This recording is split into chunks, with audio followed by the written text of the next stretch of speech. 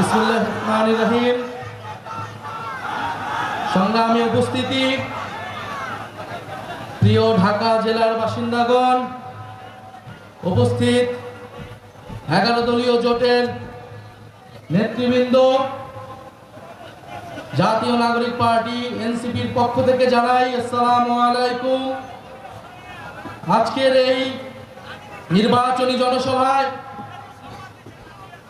প্রধান অতিথি হিসেবে উপস্থিত আছেন বাংলাদেশ জামাত ইসলামের সংগ্রামী আমির 11 দলীয় জোটের কান্ডারি ডক্টর শফিকুর রহমান।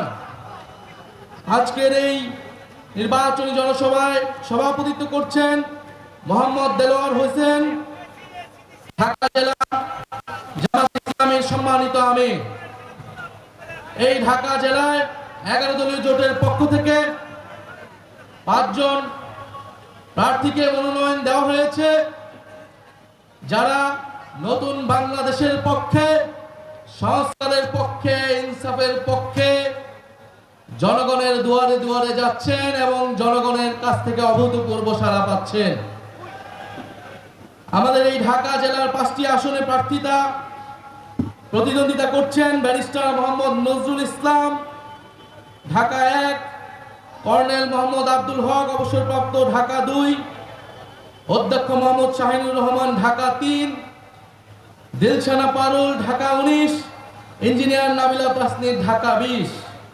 একজন ব্যারিস্টার, একজন কর্নেল, একজন অধ্যক্ষ, একজন ইঞ্জিনিয়ার আর একজন প্রবাস ফেরত বাংলাদেশি। মাশাআল্লাহ, 5 জন মেধাবী যোগ্য প্রার্থী আমরা পেয়েছি ঢাকা জেলায়, যারা 11 দলের পক্ষ থেকে, 11 দলীয় জোটের পক্ষ থেকে ইনসাফের পক্ষে, সন্ত্রাস, দুর্নীতি, চাঁদাবাজ, বৈষম্যের বিপক্ষে প্রতিদ্বন্দ্বিতা করছেন। ঢাকা 19 এবং ঢাকা 20-এ বিশেষত বলতে চাই, আমাদের এই 11 দলীয় জোটের 2 জন সম্মানিত এবং সংগ্রামী নারী সদস্য, তারা প্রতিদ্বন্দ্বিতা করছেন। ইঞ্জিনিয়ার নাবিলা তাসনিদ এবং প্রবাস থেকে ফেরত আসা অ্যাক্টিভিস্ট দিলশানা পারুল।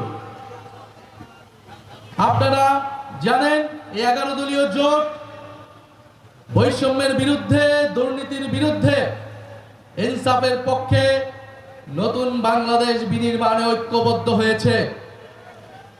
আমরা খুব স্পষ্টভাবেই বাংলাদেশের মানুষের কাছে বলছি, এবারের নির্বাচনী হিসাবটা খুব পরিষ্কার। আমরা বাংলাদেশ কোন পথে যাবে, আধিপত্যবাদী শক্তি বাংলাদেশে কি আবারও কাজ করবে নাকি বাংলাদেশ মাথা তুলে দাঁড়াবে, এইটার লড়াই হচ্ছে এবারের নির্বাচন। এই নির্বাচনে ঠিক করতে হবে বাংলাদেশের সীমান্তে কি আর হত্যাকাণ্ড চলবে, আমার বোন ফেলানির মতো কি লাশ আমরা দেখবো। এবারে নির্বাচনে ঠিক করতে হবে আমার ভাই আবরার ফাহাদ কি আর শহীদ হবে কিনা। এবারের নির্বাচন বাংলাদেশের সার্বভৌমত্ব প্রতিষ্ঠার নির্বাচন। এই নির্বাচনকে ঘিরে আধিপত্যবাদী শক্তি ইঞ্জিনিয়ারিং করার চেষ্টা করছে।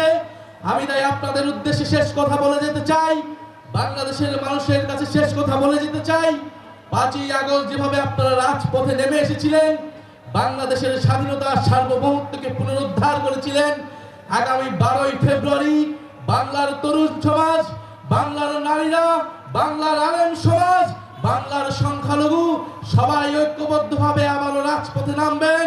নিজেদের ভোটাধিকার, নিজেদের গণতন্ত্র, নিজেদের সার্বভৌমত্ব আমরা নিজেরাই রক্ষা করে বিজয় সুনিশ্চিত করে তারপর আমরা ঘরে ফিরবো ইনশাআল্লাহ। দেখা হবে 12ই ফেব্রুয়ারি। বিজয় ইনকিলাব জিন্দাবাদ।